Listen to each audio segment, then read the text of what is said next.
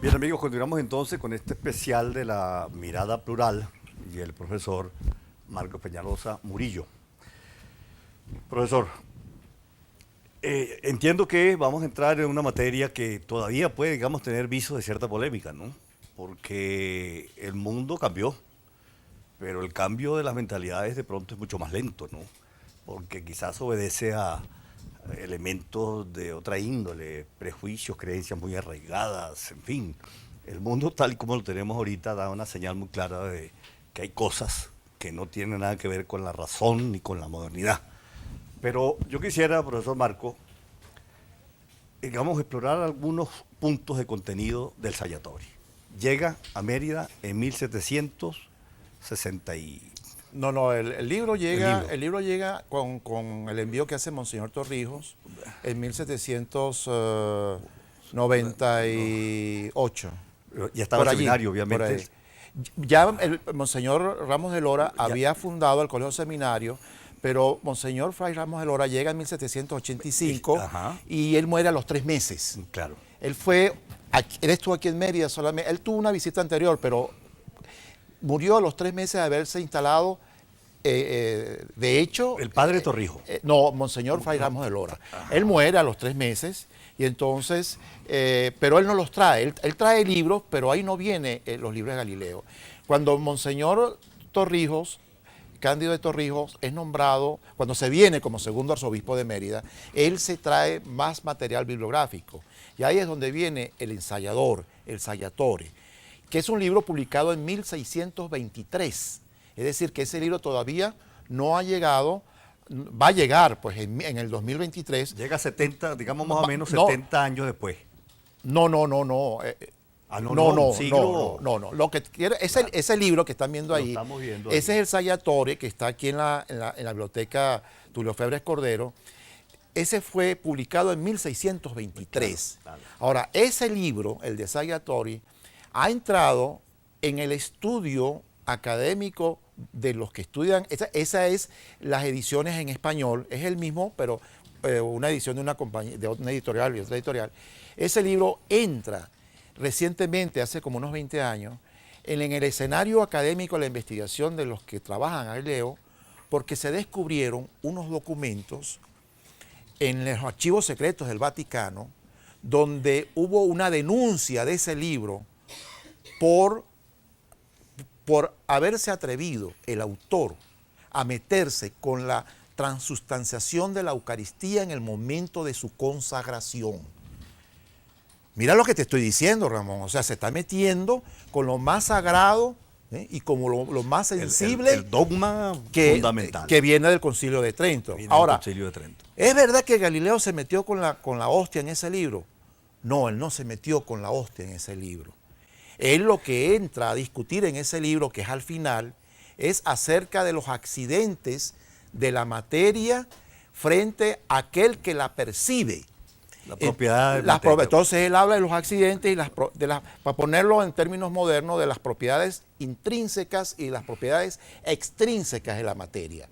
Si yo te veo a ti, ¿sí? Yo te veo el color del pelo, te veo el color de la piel, pero según Galileo y aquellos que defendían la doctrina de los átomos y las partículas elementales de aquella época, decían, no, yo veo a Ramón Márquez como lo estoy viendo porque soy yo el que lo estoy viendo. De repente los camarógrafos están viendo a Ramón Márquez más viejo, más joven, más feo, más bonito, etcétera, ¿no? Entonces, esas no son propiedades tuyas. Y que al desaparecer tú del estudio, esas propiedades ya no existen porque no te estoy viendo. Ahora, ¿cómo se interpreta eso en general en términos de la materia? El azúcar no es dulce, el negro no es negro, el rojo no es rojo, los colores no son colores mientras no sean percibidos por el que los percibe. Por lo tanto, lo que se mantiene en la materia es su forma, su tamaño, su densidad, etc. El sabor solamente existe en mí, no en la materia. ¿Cómo vieron aquellos que acusaron a Galileo de ese libro por haber dicho eso en ese libro? Bueno, cuando la hostia se consagra, adquiere el cuerpo de Cristo y el vino la sangre de Cristo. Y mientras eso, según ellos, mientras no sea percibido, según Galileo, esas propiedades se mantienen en la hostia, véala quien la vea y no la vea quien no la vea. Ese es el cuerpo de Cristo, independientemente de que la coman o la tengan allí. Entonces vino la acusación. Vino la acusación en forma anónima. Unos profesores descubrieron unos documentos en el Archivo Vaticano y fueron publicados los resultados en un libro que no he mostrado acá, que se llama Galileo Herético. Y los documentos han sido publicados en artículos científicos académicos arbitrados, y eso ha sido una polémica. Entonces, esos documentos... Ese es un libro de ahorita reciente, ¿no? El Galileo Herético debe tener como 20 años de haberse publicado. ¿Y Redondi no es? Pietro Redondi. Pietro Redondi. Muy bien, Ramón, está usted muy bien informado. Pietro Redondi. Eso es un texto y te voy a clave. contar algo y le voy a decir algo a los televidentes. Excelente. El libro de Pietro Redondi, Galileo Herético, estaba en la biblioteca Tulio Febres Cordero del edificio administrativo, Ajá. el de la planta baja, Sí. en el castellano. Desapareció ahí. Se lo robaron, porque cuando estaba en el catálogo que yo lo entro a la computadora, mira, aquí está el de Pietro Redondi en español, porque fue publicado en italiano. Claro. Fui allá a hablar con los de la biblioteca. No, profesor, ese libro se lo robaron en los años 80, pero aparece en el catálogo online, ¿no? Bueno, entonces la importancia de ese libro es que va a publicar los documentos, y los documentos los descubrieron, pero los documentos no tienen firma o no apareció la página donde está la firma. Entonces comenzaron a investigar quiénes fueron los curas jesuitas que usaron esos documentos para denunciar a Galileo ante el Santo Oficio por esa insinuación que hizo en el Saggiatore de haberse metido con la hostia y su consagración. Pero esos documentos no formaron parte del expediente cuando acusan a Galileo en 1633 por herético. Utilizan es el diálogo, el libro que publicó Galileo en 1632, y por lo cual lo enjuician. Claro. Y por lo cual él lo acusan de haberse metido con Urbano VIII, que fue el Papa que lo puso preso porque él quiso ponerlo preso. Porque no hay fue su amigo también. Fue su amigo, su protector. Pero tú sabes muy bien que ahorita hay ejemplos recientes donde fue amigo de amigo del otro y está preso. Pues. Y el papel de... Yo no voy a entrar a decir quiénes son, ¿no? El papel de aquel que llamaban el martillo de los herejes. Ese era Bellarmino. Roberto Bellarmino. Hoy en día es santo, ¿no? En 1923, algo así. Bueno, ese fue el hombre que quemó a Giordano Bruno. Lo quemó en 1600 al pobre Giordano Bruno. Sí. En la hoguera lo metieron. Entonces ese era el martillo de los herejes. Ese cómo le tenían pavor a Bellarmino. ¿Por qué? Porque el hombre sabía mucho de teología y Bellarmino decía, y está escrito y lo han estudiado, decía, yo no termino de creerle a Galileo de que me vengan con el cuento de que la Tierra es el centro, que la Tierra no es el centro del universo, sino es el Sol, hasta que no me muestre una prueba definitiva y contundente de que eso es así. Y no la consiguieron, porque Galileo mostraba evidencias, mas no suficientes, necesarias, pero mas no suficientes.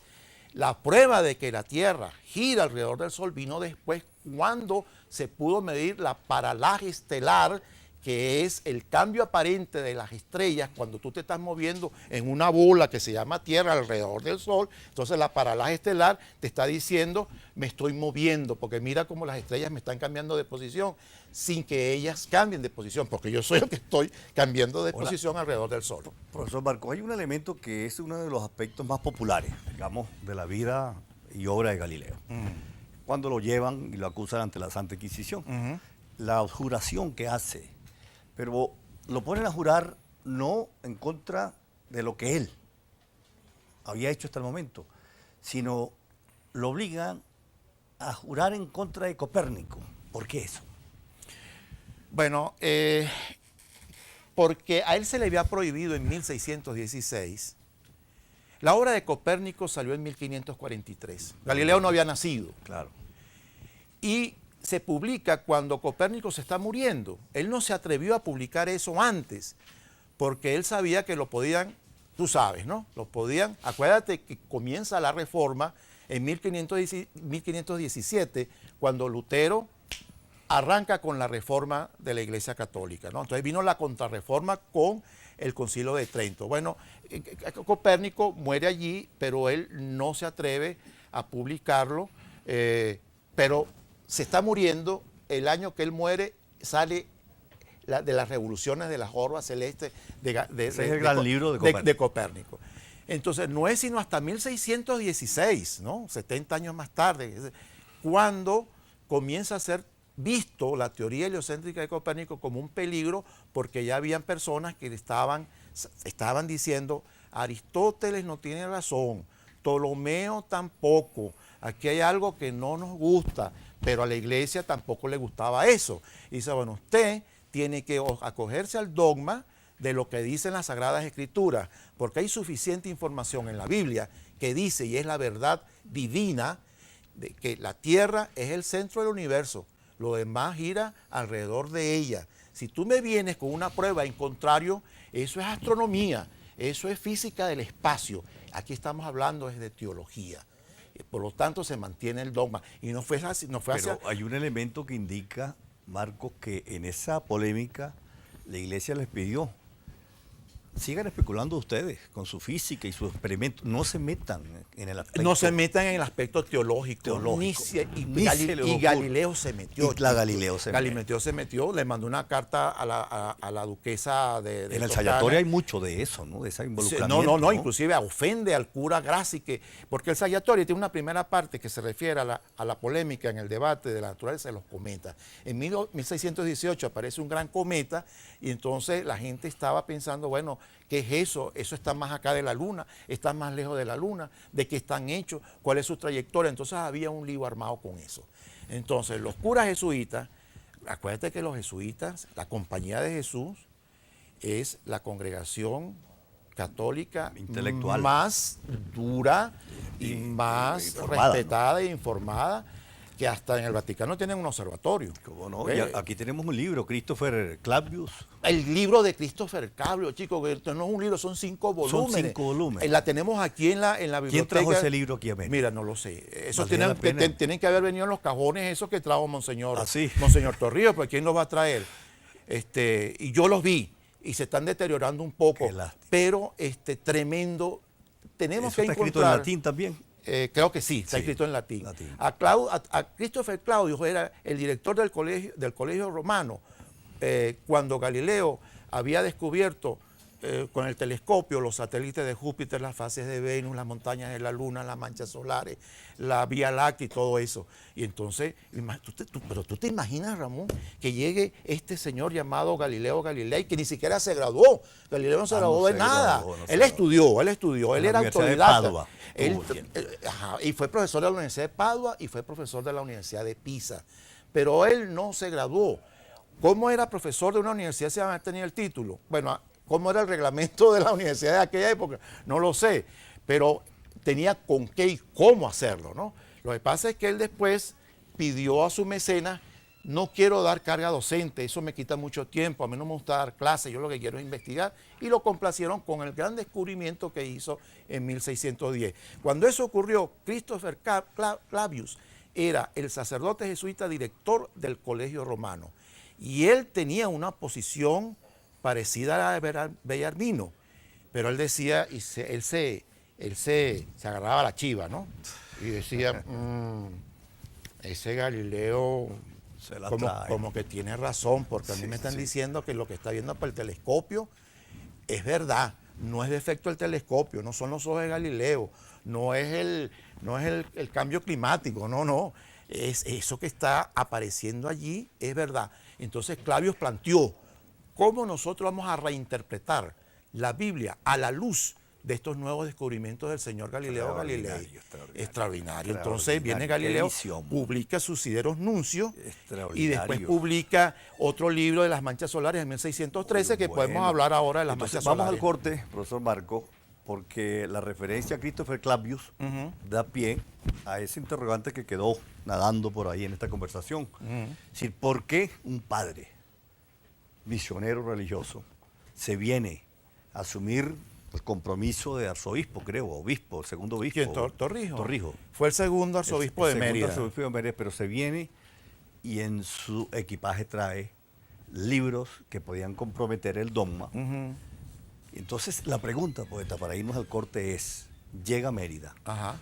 ¿Qué receptividad tuvo el libro? ¿Se leyó? ¿Quién lo leyó? ¿Qué papel pudo haber cumplido aquella figura, el doctor Juan Romanón de Enríquez, El inquisidor. el director general de la Inquisición en Mérida? Ajá. ¿Qué papel pudo jugar él ahí en ese proceso? Ajá. ¿Se escondió el libro o lo dejaron en los anaqueles donde llegó originalmente? No, y es que ese libro lo trajeron ¿para qué? Para que los seminaristas aprendieran aprendieran cosas en contra del dogma, o era para la lectura de quién. Esa es la pregunta que queda. Eso es una gran pregunta, Una ¿vale? gran O sea, pregunta. ¿por qué Torrijos trae ese poco de libros profanos Una gran y pregunta. prohibidos por la Inquisición? Por supuesto. Vamos a un corte, profesor. Vamos, y ya volvemos. Ok.